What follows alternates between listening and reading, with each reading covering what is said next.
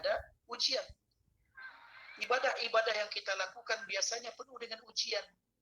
Ujian pada waktu sholat subuh berbeda dengan ujian pada waktu sholat isya. Namun ternyata dua-duanya merupakan ibadah yang utama. Bahkan dua ibadah tersebut sangat berat dilakukan oleh orang-orang munafik. Kemudian juga pada waktu asar juga mempunyai keutamaan sebagaimana pada waktu maghrib dan zuhur juga mempunyai keutamaan yang ada. Namun ketika kita melaksanakannya, maka biasanya akan terdapat ujian-ujian yang perlu untuk kita lewati, yang perlu untuk kita kemudian berhasil mengalahkan ujian tersebut agar ibadah-ibadah kita kemudian menjadi sesuatu yang bermakna. Maka cobalah lihat, ikhwat fillah rahimakumullah. Ada kalanya kita sangat mudah untuk melakukan ketaatan dalam bentuk ibadah salat, puasa ataupun yang lainnya. Namun pada waktu lain kita ternyata mendapatkan rasa sesuatu yang sangat berat. Maka disinilah hal yang perlu untuk kita wujudkan.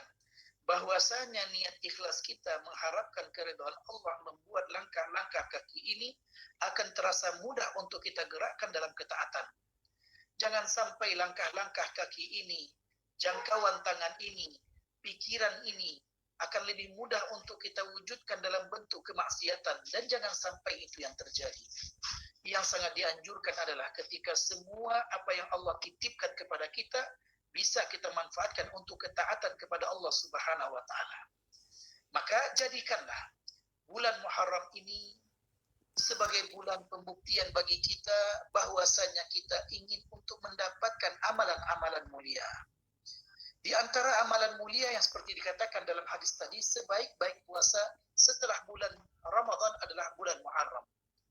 Maka kalau seandainya ada di antara kita yang mampu untuk memperbanyak puasanya pada bulan ini, maka lakukanlah.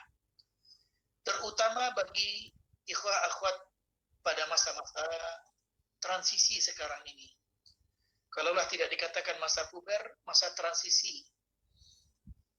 Ketika Rasulullah SAW mengingatkan kepada kita, ya ma'syarasy syabab man istata'a minkumul ba'a falyatazawwaj fa illam yastati' fa'alaik bisiyam atau fa bisiyam. Wahai para pemuda, jika di antara kalian ada yang sudah mampu untuk melakukan pernikahan, maka menikahlah. Akan tetapi jika tidak mampu, maka berpuasalah. Ini menunjukkan bahwasanya puasa itu sangat penting untuk dilakukan oleh orang-orang yang ingin menjaga kehormatan dirinya. Tidak peduli dia pria ataupun wanita. Sebab dengan berpuasa kita akan mampu menahan gejolak hawa nafsu yang semua kita memilikinya. Tidak ada seorang pun di antara kita yang tidak mempunyai syahwat.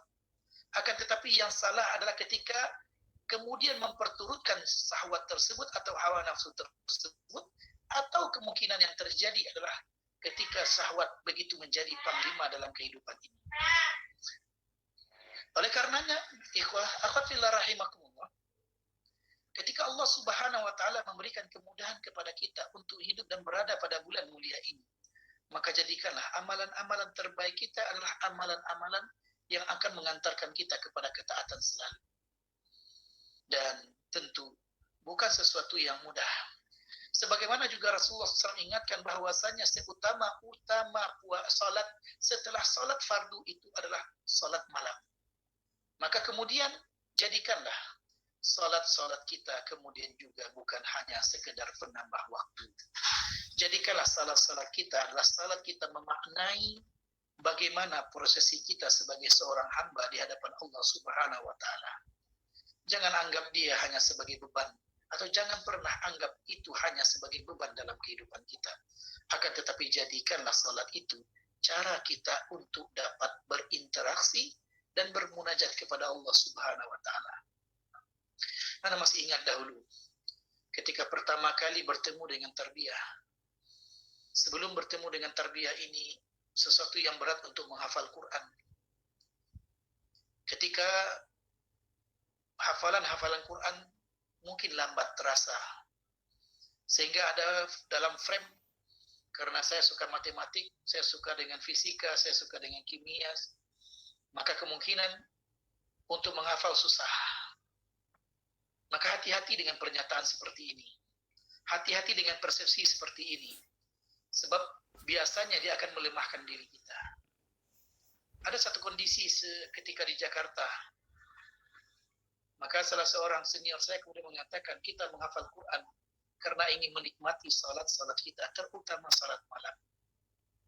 Ketika berubahlah persepsi dari sesuatu yang berat, lalu kemudian kita jadikan sebagai sesuatu yang akan mendatangkan kenikmatan, maka ternyata dalam waktu yang tidak begitu lama, hanya dalam pada waktu itu setahun pertama, saya mampu menghafal 3,5 juz. Jadi ternyata, ikhwah fillah rahimakumullah, frame kita perlu untuk kita betulkan dalam kehidupan ini.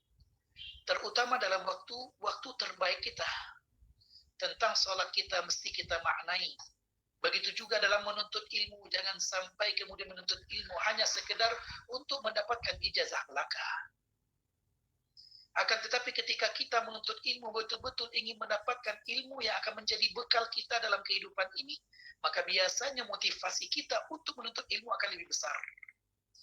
Baik ilmu yang kita geluti dalam dunia pendidikan kontemporer yang bernama kampus, ataupun ilmu agama yang mesti kita dalami sesuai dengan bagaimana kita dalam kehidupan ini.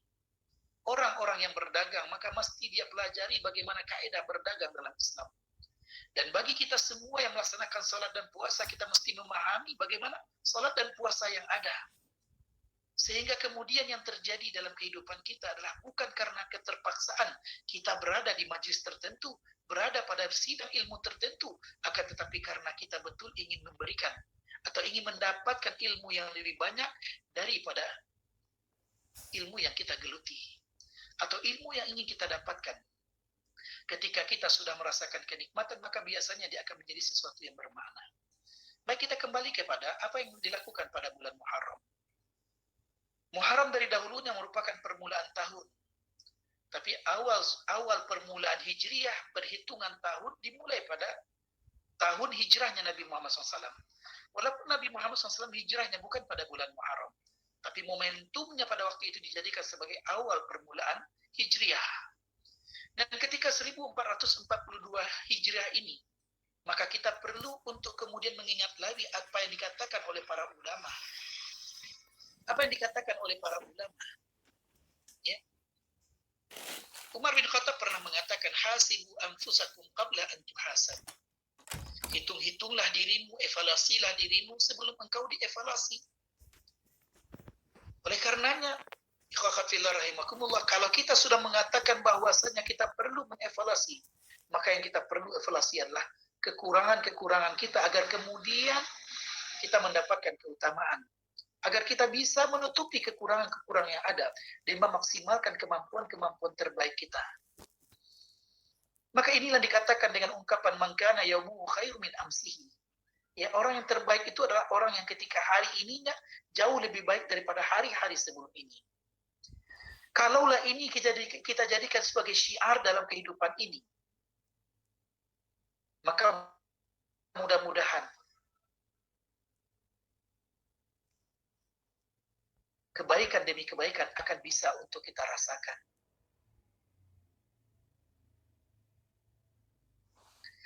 Hari ini kita ingin jadikan lebih baik daripada hari-hari sebelum ini. Maka sebab amal-amal terbaik sedang berkaitan dengan harta. Tidak. Sekali-kali duduk-duduk dengan para sahabat. Lalu kemudian mengatakan, sayatla alaikum rajul min ahlil jannah. Akan masuk kepada kalian salah seorang penghuni surga. Maka semua sahabat melihat ke pintu. Ke pintu masjid siapa yang akan masuk. Karena Rasul mengatakan dia adalah salah seorang penghuni surga. Dan ternyata yang masuk adalah seorang pemuda biasa. Kalaulah yang masuk adalah Abu Bakar, Umar, maka semua orang mengatakan, oh pantaslah. Mereka adalah penghuni surga. Tapi ternyata yang masuk adalah seorang pemuda biasa. Sehingga Abdullah bin Amr bin As ingin tahu apakah kelebihan dari sang pemuda sehingga dia menjadi seorang penghuni surga. 3 hari 3 malam dengan alasan beliau ada masalah dengan keluarganya, Abdullah bin Amr bin As selalu melihat apa yang dilakukan oleh sang pemuda. Tidak ada sesuatu yang berkesan atau tidak ada sesuatu yang lebih yang dilakukan oleh sang pemuda. Bahkan kalaulah dilihat tentang ibadahnya, justru ibadahnya Abdullah bin Amr bin As jauh lebih banyak. Namun ternyata kelebihannya adalah ketika sebelum tidur, beliau berbolak ke kiri dan ke kanan, ke kiri dan ke kanan, seperti susah tidur. Ternyata kelebihannya adalah beliau maafkan kesalahan orang yang pernah berbuat salah dari pagi sampailah malam kepada beliau, tanpa orang tersebut meminta maaf kepadanya. Ternyata lapangnya dada membuat beliau dijanjikan surga oleh Rasulullah Sallallahu Alaihi Wasallam. Dan kemudian suatu ketika Bilal bin Rabah juga dikatakan oleh Rasulullah Sallallahu Alaihi Wasallam, ya Bilal, aku mendengar suara terumpamu di surga. Wahai Bilal, aku mendengar suara terumpamu di surga. Kalau saya tanya kepada ikhwan dan akhwat pada kesempatan kali ini, mana yang lebih ingin? Kita masuk surga atau terumpa kita yang masuk surga?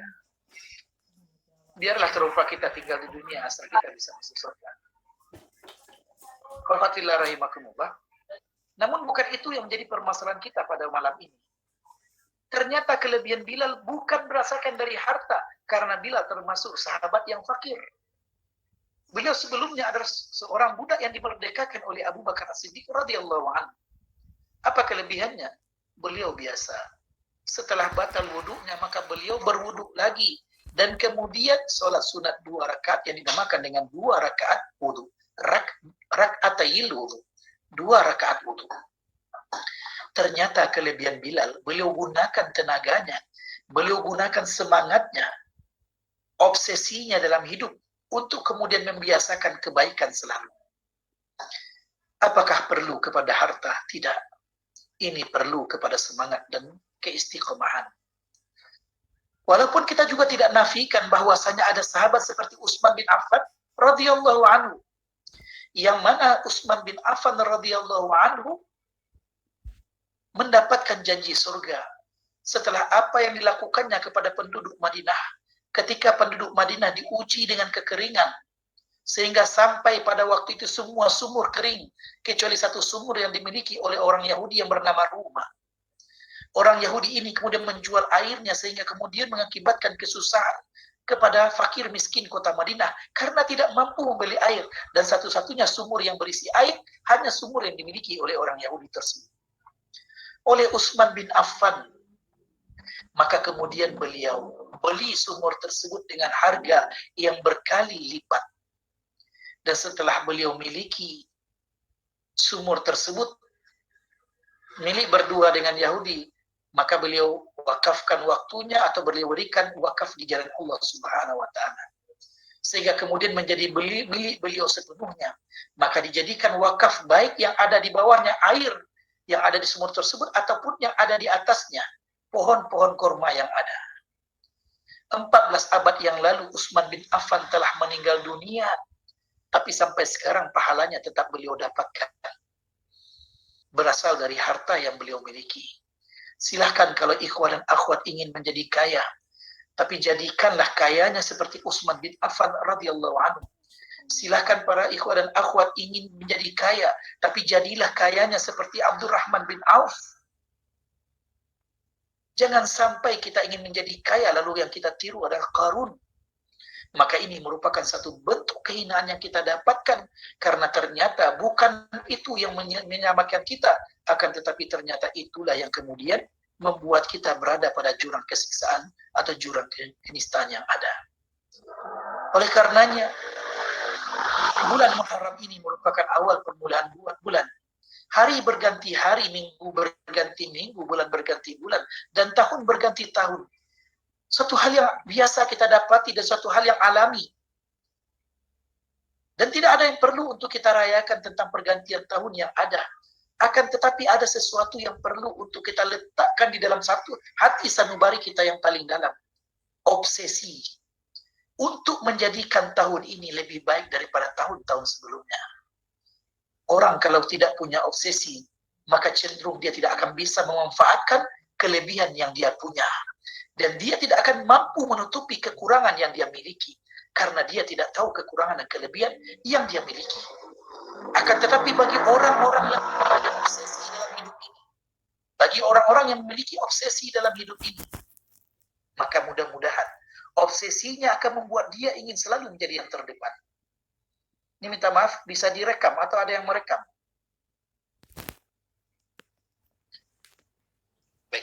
Ikhwah fillah rahimakumullah. Anda nggak tahu apa direkam, kalau Zoom bisa direkam. Google Meet Anda nggak tahu.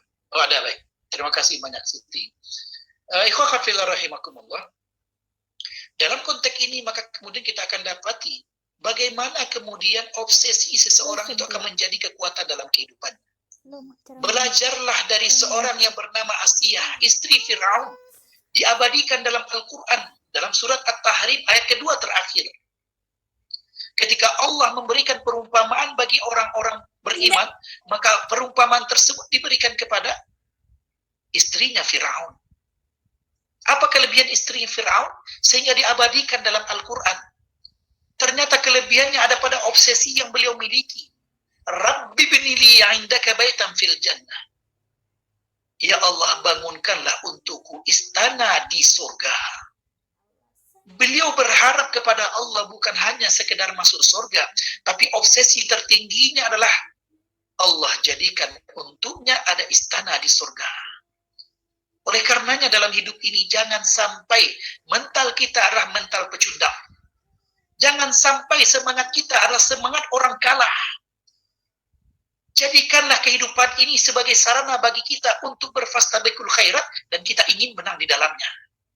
Dan tidak akan ada maknanya bagi kita ketika kita dalam hidup ini ingin selalu menjadi orang yang kalah. Maka kita tidak akan pernah bisa memaksimalkan potensi yang kita miliki. Belajarlah daripada Asiyah istri Firaun. Ketika beliau berdoa kepada Allah Subhanahu wa taala, ya Allah, bangunkanlah untukku istana di surga. Beliau bukan hanya sekedar ingin masuk surga, tapi surga terbaik yang beliau inginkan, yang di dalamnya ada istana untuk beliau. Maka Rasul juga mengajarkan, Rasulullah SAW juga mengajarkan kepada kita untuk hal demikian. Ketika Rasul mengingatkan kepada kita, iza sa'altallah fas'alillah jannatal firdaus. Ketika engkau berdoa, kalau engkau berdoa kepada Allah minta surga, mintalah surga yang paling tinggi. Sebab kenapa? Kalau seandainya kita punya obsesi yang tinggi, kita punya cita-cita yang tinggi, maka biasanya kita akan memaksimalkan kemampuan yang kita punya. Sebab obsesi akan membuat kita berusaha untuk menjadi yang terbaik. Sama dengan ikhwah yang suka bola. Ketika dalam permainan bola ada pertandingan, namun ketika satu kelompok ingin kalah dari awalnya, nggak akan pernah dia berlatih dengan baik. Tapi ketika mereka ingin menang dan ingin menang, maka mereka akan memanfaatkan semua potensinya untuk kemenangan tersebut. Begitulah dalam kehidupan ini. Allah ingatkan kepada kita, fastabikul khairat, berlomba-lombalah kalian dalam kebaikan. Maka sifat perlombaan adalah ketika kita ingin menang. Tapi seandainya ketika kita dalam perlombaan ingin kalah, maka kita tidak akan pernah bisa memaksimalkan potensi yang kita punyai. Jadilah kita ingin menjadi seseorang yang terbaik dalam hidup ini. Supaya semua potensi yang kita miliki keluar, dan supaya semua potensi yang baik, potensi kebaikan yang kita punya kemudian dapat kita wujudkan dan kita nampakkan. Ikhwah rahimakumullah. Maka kita akan dapati dalam kehidupan ini ketika semangat untuk menjadi pemenang itu selalu hadir, maka kita akan menjadikan amal-amal terbaik sebagai contoh sederhana. Kalau ada di antara ikhwah dan akhwat, ya, ketika dia belajar, dia ingin mendapatkan, anggaplah nilai tertinggi atau juga ilmu yang banyak dan seterusnya, maka biasanya jadwal belajarnya jauh lebih banyak dibandingkan dengan yang lain. Kalau ada di antara mahasiswa yang ingin mendapatkan nilai biasa saja, yang penting lulus walau berapapun nilainya nggak masalah, maka dia tidak akan pernah bisa memaksimalkan potensi yang dia miliki. Ketika dia akan pegang buku, maka terbayang olehnya, nggak usahlah muluk-muluk sana. Maka inilah gunanya kenapa kita mesti mempunyai obsesi yang tinggi dalam hidup ini. Bukan hanya dalam kehidupan dunia. Yang perlu untuk kita garis bawahi adalah kadang-kadang kita hanya ingin menang dalam kehidupan dunia, tapi kita tidak ingin menang dalam kehidupan akhirat. Kalau seseorang yang ingin menang dalam kehidupan dunia, kadang-kadang dia sikut kiri kanan supaya dia lebih maju. Kadang-kadang dia tenggelamkan orang supaya dia yang nampak. Akan tetapi kalau orang-orang yang ingin menang dalam kehidupan dunia, anggaplah dengan cara yang wajar. Jangan sampai dia ingin menang hanya dalam kehidupan dunia, tapi kemudian dia tidak ingin menang dalam kehidupan akhirat. Terlalu banyak peluang yang Allah berikan, terlalu banyak sarana yang Allah berikan kepada kita untuk menjadi pemenang dalam kehidupan ini. Namun ternyata, kitalah yang kemudian membuktikan apakah semangat kita adalah semangat orang yang ingin menang, atau semangat kita adalah semangat seorang yang ingin kalah, bahkan mungkin menjadi pecundang. Kalau kita mempunyai obsesi yang besar dalam hidup ini, contoh, ada seorang anak yang disekolahkan oleh orang tuanya dengan susah payah. Lalu obsesi anak ini adalah dia ingin bahagiakan orang tuanya. Dia ingin bahagiakan orang tuanya bukan hanya setelah menunggu dia selesai kuliah, akan tetapi dalam kehidupan perkuliahan sebagai seorang mahasiswa dia ingin wujudkan. Maka biasanya hari-harinya tidak akan diisi dengan sesuatu yang sia-sia. Sebab ketika orang mempunyai obsesi yang tinggi, dia akan lupakan semua hal yang bentuk sia-sia. Ikhwah akhwat fillah rahimakumullah. Kalau ada di antara kita yang suka dengan game, maka batasilah waktu. Jangan sampai kemudian itu membunuh kreativitas kita. Jangan sampai sesuatu mubah yang kita lakukan sering, lalu menghabiskan waktu kita, membuat obsesi kita dalam hidup ini kemudian hilang. Belajarlah untuk selalu menjadi pemenang dalam hidup ini. Kalaulah orang lain tidak pandai mengapresiasi kebaikan yang kita miliki, yakinlah dalam hitungan dan catatan Allah Subhanahu wa taala, Allah menuliskan yang terbaik di antara apa yang kita lakukan. Malaikat-malaikat Allah Subhanahu wa taala telah disiapkan untuk menulis semua kebaikan yang kita lakukan. Maka jangan pernah khawatir dengan pandangan orang lain. Namun yang perlu kita khawatirkan, kalau seandainya catatan-catatan malaikat yang maha melihat apa yang kita lakukan dan sangat detail kemudian ternyata jauh lebih banyak dari keburukan-keburukan. Dari keburukan-keburukan yang dicatat jauh lebih banyak dari kebaikan-kebaikan yang kita lakukan. Maka inilah jadikan obsesi 1442 Hijriah ini menjadi obsesi bagi kita untuk menjadi seorang anak yang berbakti kepada kedua orang tua. Seorang murid yang pandai mendapatkan ilmu dari gurunya. Seorang mahasiswa yang kreatif dalam segala kehidupannya. Seorang pemuda yang sangat menjaga keistiqomahannya. Seorang mukmin yang tetap ingin menjaga keimanan sampai akhir hayatnya. Seorang hamba Allah yang selalu berusaha untuk menyandarkan pilihan hanya kepada Allah Subhanahu wa taala. Seorang yang ingin agar kehidupannya dipenuhi dengan cahaya-cahaya kebahagiaan yang membuat dia kemudian menjadi pemenang dalam kehidupan ini. Yakinlah, obsesi kita ketika tinggi, maka biasanya ujiannya juga akan berat. Tapi setelah ujian itu kita lewati, maka banyak kemudahan yang Allah berikan kepada kita. Allah janjikan dalam Al-Quran, فَإِنَّ مَعَ الْعُسْرِ يُسْرًا. Sesungguhnya bersama kesulitan tersebut ada kemudahan. Inna ma'al usri yusra. Sesungguhnya beserta kesulitan tersebut ada kemudahan. Dua ayat yang berdekatan yang diulang oleh Allah Subhanahu wa taala untuk menunjukkan kepada kita bahwasanya kalaulah ada kesulitan yang kita hadapi dalam kehidupan ini, jangan pernah anggap kesulitan itu akan selalu ada. Kesulitan itu akan ada batas akhirnya.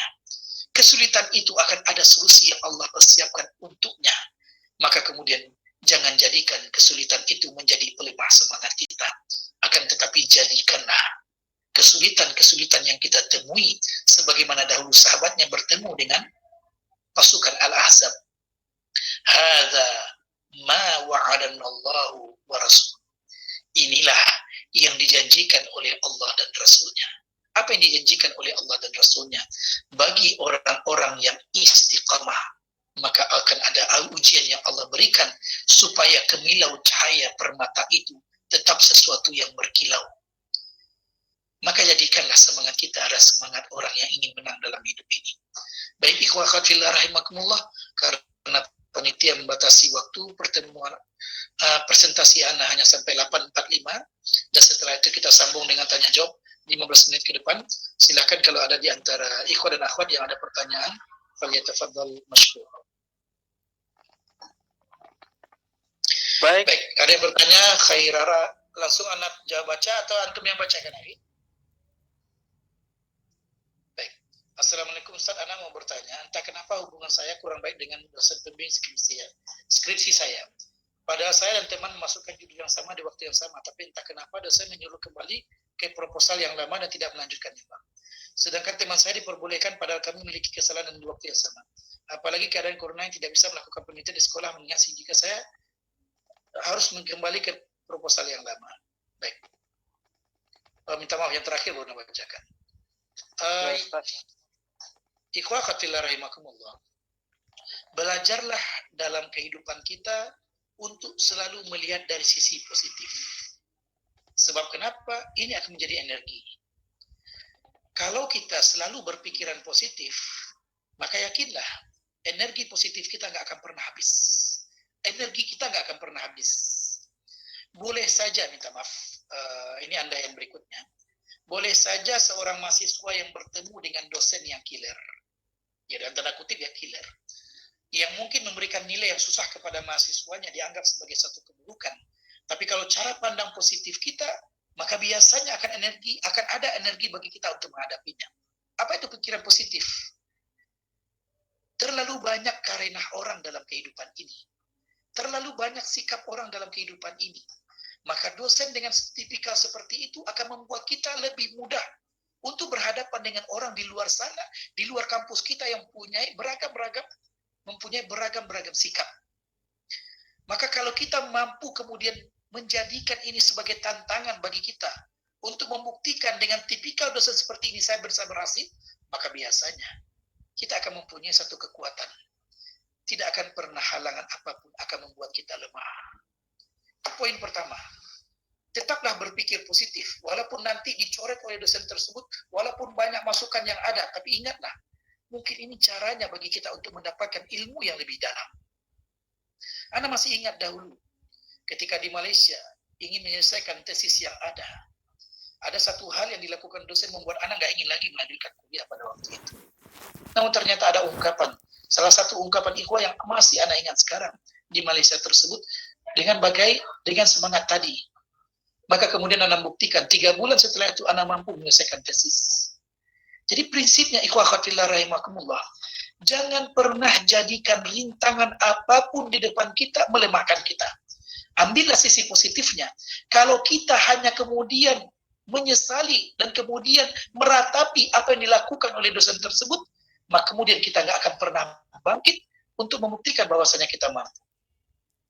Dan belum tentu sikap yang berbeda yang kita dapati berarti buruk bagi kita. Namun kadang-kadang ada kelebihan di sebalik sikap yang buruk tersebut. Ternyata mungkin kita lebih mendalami ilmu yang kita garap tersebut. Maka Anda katakan kepada, nggak tahu siapa yang bertanya karena lembaran putih abu di sini. Ya, yang Anda katakan adalah ikhwatillah rahimakumullah, belajarlah untuk bersikap positif. Kemudian yang kedua, jangan pernah jadikan rintangan apapun membuat kita kemudian lemah. Yang ketiga, ingatlah kebahagiaan orang tua. Orang tua ingin kita berhasil, maka buktikanlah bahwasanya semangat kita adalah semangat ingin membahagiakan orang tua dengan keberhasilan kita. Walau siapapun dosen yang menghadang di depan kita, yang memberikan banyak kesukaran, tapi kita hadapi dengan senyuman, karena kita tahu ini ujian yang akan membuat kita lebih berkilau keilmuan yang kita miliki.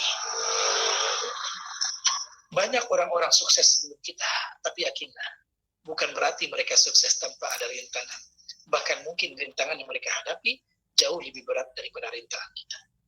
Berikutnya, di atasnya, khairarakai. Izin bertanya Ustadz, ada tetangga Ana, beliau seperti tidak senang dengan keluarga Ana. Ana suka nggak bisa hadapin terus.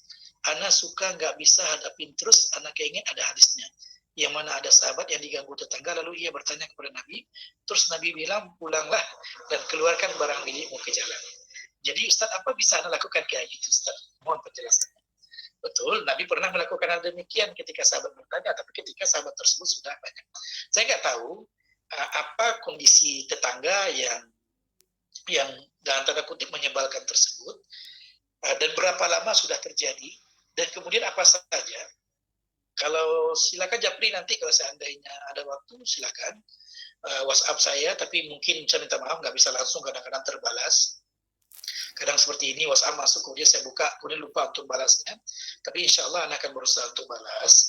Sebab prinsip yang perlu untuk kita tekankan adalah bahwasannya Nabi Muhammad SAW itu selalu menganjurkan atau selalu mengingatkan Nabi Muhammad SAW itu selalu diingatkan oleh malaikat Jibril tentang tetangga.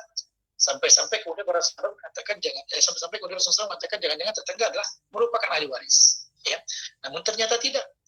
Tapi pesan malaikat Jibril kepada Rasulullah SAW tentang tetangga tersebut menunjukkan bahwasanya dia mempunyai urgensi. Dan kadang-kadang ini juga diantaranya ada tetangga-tetangga yang kadang-kadang perlu cara tersendiri. Ya, maka cobalah lihat prinsip sederhananya. Setiap orang tuh punya titik lemah. Kalau kita berhadapan dengan seseorang, kita ikut dengan gaya kita saja. Mungkin tidak semua orang yang akan bisa menerima.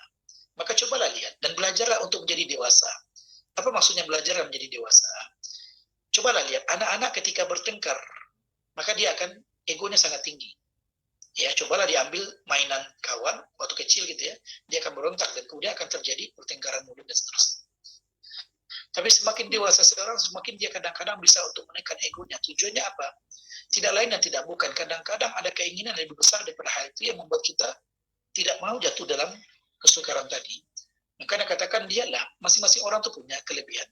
Cobalah cari dengan cara lain. Contohnya, berikanlah sekali-kali kepada tetangga tersebut hadiah. Misalnya kita pulang, singgah ke sana, Bu, ini ada sedikit makanan, ya gorengan saya beri, ya.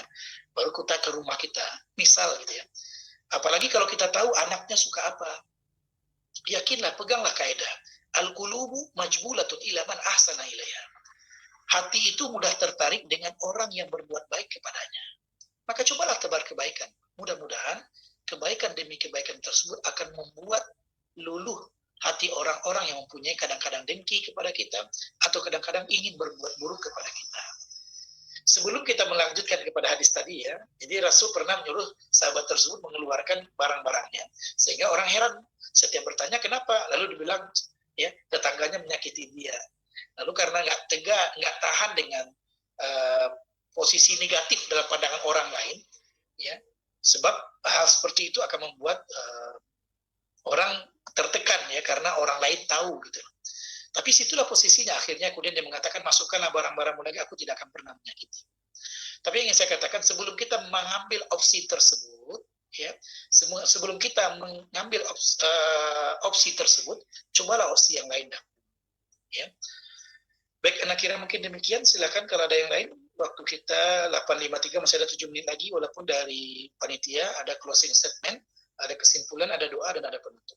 Silakan.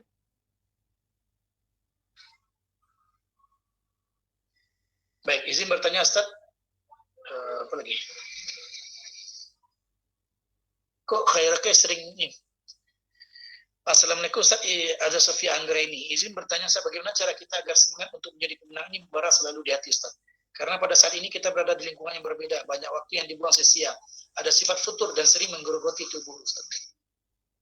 Yang pertama, kalau kita ingin menjaga keistiqomahan, maka di antara yang perlu untuk kita lihat adalah selalulah bersama orang-orang yang ingin istiqomah. Itu prinsip yang awal. Maka komunitas yang ada kita di sini, di antara yang membuat kita kemudian menjaga semangat kita. Apalagi dengan daring ini, kadang-kadang kita berada di keluarga, di rumah, yang kadang-kadang banyak hambatan-hambatan yang kita temui dan seterusnya. Tapi prinsip awalnya adalah selalulah bersama orang-orang saleh, ya, atau orang-orang yang ingin menjaga kesalehan. Kalau kita akan mencari malaikat, nggak akan mungkin kita akan bertemu, ya. So, kenapa nggak mungkin kita jadi manusia sempurna yang tidak punya salah? Ya. Akan tetapi ketika kita memiliki semangat dan kemudian bersama orang-orang yang mempunyai semangat serupa, mudah-mudahan dia akan terjaga. Yang kedua, biasakanlah untuk selalu bertakarub kepada Allah. Banyak cara bertakarub. Kadang lisan kita dengan baca Quran, atau dengan sholat, atau dengan puasa. Ya. Kemudian biasakanlah untuk menghindari hal yang sia-sia. Di antara penyebab kita mudah untuk keluar dari keistiqomahan, di antara penyebab kita semangat kita mudah untuk jatuh, itu karena kita sering membuat hal yang sia-sia. Maka Anda katakan, bagi ikhwan dan akhwat yang suka main game, tinggalkanlah. Kenapa? Karena kalau kita sering mengisi dengan hal yang sia-sia, kapan lagi kita akan hidup dengan semangat kita? Kalau kita penat sekali, kita misalnya letih sekali, kemudian kita refreshing sedikit, silakan. Karena itu di antara bagian yang diperbolehkan. Tapi kalau berlebihan dalam hal yang mubah, justru akan menimbulkan dampak. Ya. Dan khawatirnya, dan satu lagi, berhati-hatilah dengan Facebook, dengan media sosial, dengan YouTube, dan seterusnya.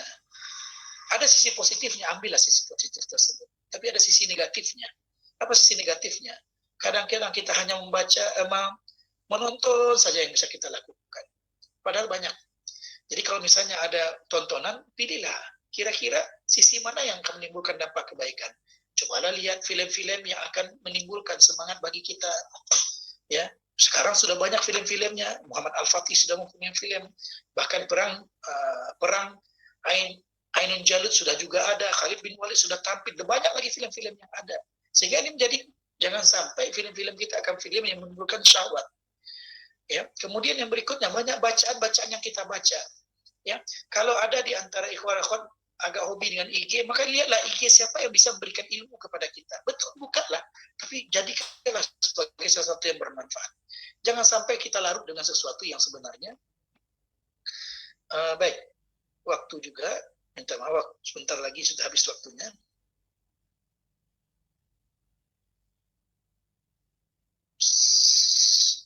Sudah atas.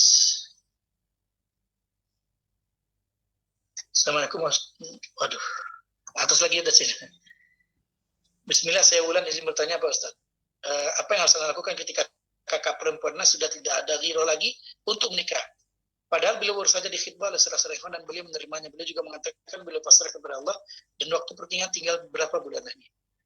Kalau kakak kasus seperti ini, coba lihat kenapanya. Ya, nggak mungkin ya kalau secara fitrahnya orang akan menikah itu justru ingin semangat dia dalam menggeluti pernikahan gitu. Kalau seandainya berbalik, biasanya ada satu penyebab. Cobalah cari tahu, dan cara cari tahu itu bukan dengan langsung bertanya kadang-kadang. Coba lihat apa sikapnya yang berbeda.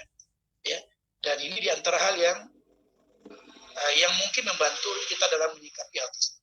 Kemudian yang kedua, kalau misalnya kakak itu dekat dengan kita, cobalah untuk bicara, ya, bicara empat mata, bicara dari hati ke hati.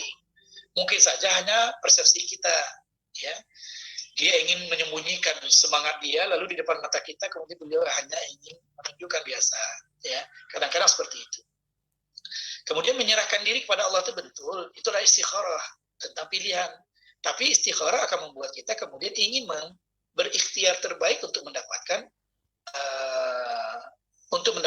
takdir terbaik kita juga. Prinsipnya cobalah untuk lebih tahu lagi, cobalah untuk kenali lagi. Mungkin saja untuk menyembunyikan malunya beliau nampakkan bukan sebagaimana hatinya. Mudah-mudahan itu yang terjadi. Muharram sebagai awal dalam Islam dan harapan kita menjadi pribadi yang lebih baik. Bagaimana cara untuk tetap mempertahankan semangat dakwah atau mengangkatkan agenda dakwah yang secara langsung berpengaruh kepada pandemi, agar kita tidak selalu merasa korban dalam berbagai situasi. Ya, semangat ini penting. Karena katakan ikhwatillahi rahimakumullah, jangan sampai semangat kita melemah. Jangan sampai semangat kita semangat orang kalah. Maka yang perlu kita lakukan, cobalah dipikirkan sekarang, kira-kira apa hal-hal kebaikan yang bisa untuk kita lakukan. Sebab kenapa? Kalau seandainya kebaikan itu selalu mempunyai tempat di pikiran kita, maka biasanya kita akan bisa untuk kemudian berpikir lebih banyak lagi, kira-kira apa yang bisa kita lakukan untuk umat ini. Dan kemudian juga dengan, kalau Anda mengatakan, kita sibuk dengan dakwah ini semata-mata karena ingin menyelamatkan kita sendiri. Jangan anggap waktu yang kita berikan untuk dakwah ini waktu yang terbuang, tidak. Kalau kita tidak isi waktu kita dengan hal yang bermanfaat, maka kita akan mengisi dengan hal yang tidak bermanfaat. Bahkan mungkin tidak bermanfaat sama sekali.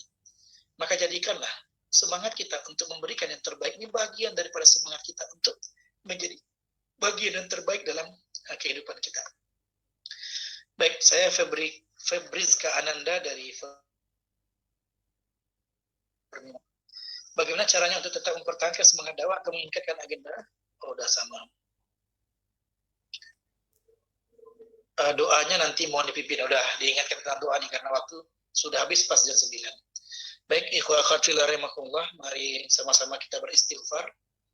Nastaghfirullahalazim, nastaghfirullahalazim, nastaghfirullahalazim. Bismillahirrahmanirrahim. Alhamdulillahi rabbil alamin hamdan yuwafi ni'amahu wa yukafi'u mazidah. Ya Rabbana lakal hamdu kama yanbaghi li jalali wajhika wa azimi sultanik. Allahumma lakal hamdu kullu wa lakal syukru kullu. La nuhsi thana'a 'alaika anta kama athnaita 'ala nafsik. Rabbana taqabbal minna salatana wa siyamana wa sujudana wa ruku'ana wa tammim taqsirana ya Allah ya arhamar rahimin. Allahumma salli ala nabiyyina wa habibina. Allahumma salli wa sallim alaihi. Ya Allah ya arhamar rahimin. Allahumma inna na'udzubika min qalbin la yakhsha wa min nafsin la tashba wa min 'ilmin la yanfa wa min da'watin la yustajabu laha ya arhamar rahimin. Ya Allah ya arhamar rahimin. Kami berlindung kepadamu ya Allah dari hati yang tidak pernah tenang. Jadikanlah ketenangan selalu hadir dalam kehidupan kami ya Allah. Jauhkanlah segala penyebab yang membuat hati kami tidak tenang ya Allah. Jadikanlah ketenangan batin, ketenangan hati selalu kami dapatkan dalam kehidupan ini ya Allah. Dan kalaulah ada yang menjadi penyebab daripada tidak tenangnya hati kami, maka jauhkanlah dari kehidupan kami. Ya Allah ya arhamar rahimin. Allahumma qsim lana min khasyatika ma tahulu bihi bainana wa baina ma'siyatik. Ya Allah ya arhamar rahimin. Kami mohon kepadamu ya Allah dengan namamu yang agung dan sifatmu yang mulia, agar engkau jadikan, agar engkau bagi kepada kami ketaatan yang membuat kami menjauhi hal-hal yang akan merusak kami, agar kami menjauhi maksiat-maksiat yang kami kerjakan ya Allah ya arhamar rahimin. Karuniakanlah kepada kami rasa takut yang membuat kami menjauhi dari maksiatmu ya Allah. Karuniakanlah kepada kami rasa takut agar kami lebih mendekat kepadamu dengan ketaatan ya Allah ya arhamar rahimin. Karuniakanlah kepada kami rasa takut supaya mata-mata ini tidak pernah memandang sesuatu yang tidak diberikan izin oleh Allah SWT kepadanya, agar jangan sampai pikiran ini keluar daripada yang digariskan oleh Allah Subhanahu wa taala, agar kaki ini tidak pernah melangkah ke tempat yang engkau haramkan ya Allah, agar tangan ini tidak pernah memegang sesuatu yang tidak pernah engkau halalkan ya Allah ya arhamar rahimin, agar engkau jadikan nafsu kami selalu ikut dengan perintahmu ya Allah, dan jangan pernah engkau jadikan nafsu kami adalah nafsu yang tidak terkawal lalu melakukan sesuatu yang engkau murkai ya Allah ya arhamar rahimin. Karuniakanlah kepada kami rasa takut kepadamu ya Allah, sebab yang akan bisa menghalangi kami untuk melakukan maksiat dan segala bentuk kemungkaran hanya karena rasa takut kepadamu ya Allah ya arhamar rahimin. Rabbana la tuzigh qulubana ba'da idh hadaitana wa hab lana min ladunka rahmah innaka antal wahhab. Rabbana atina fid dunya hasanah wa fil akhirati hasanah wa qina adzabannar. Subhana rabbina rabbil izzati amma yasifun. Wassalamu alal mursalin. Walhamdulillahi rabbil alamin. Baik, mungkin begitu saja. Ikhwah akhwat fillah rahimakumullah. Minta maaf kalau waktunya berlebih 3 menit dari waktu yang dijanjikan. Dan mudah-mudahan ada manfaat dari pertemuan kita pada malam ini. Aqulu qawli hadza wa astaghfirullah li wa lakum wa lisairil muslimin. Assalamualaikum warahmatullahi wabarakatuh. Waalaikumsalam warahmatullahi wabarakatuh. Syukuran jazakumullah khair kepada Al-Ustaz yang telah menyampaikan materi yang sangat luar biasa pada malam hari ini. Ya, untuk teman-teman kalian terima kasih. Kita terbatas ya, untuk materi sendiri hanya dibatasi sebanyak 100 orang. Bahkan ada ribuan orang yang ingin masuk, tapi batas kita hanya 100 orang. Mungkin untuk kajian selanjutnya insya Allah akan dioptimalkan lagi lebih baik dari sebelumnya. Oke, baik, terima kasih kepada ikhwati fillah yang sudah hadir. Jika mohon izin ya. Ya Ustaz. Syukuran Ustaz. Ya afwan, jazakallahu khairan. Assalamualaikum. Waalaikumsalam warahmatullahi wabarakatuh. Ya baik teman-teman.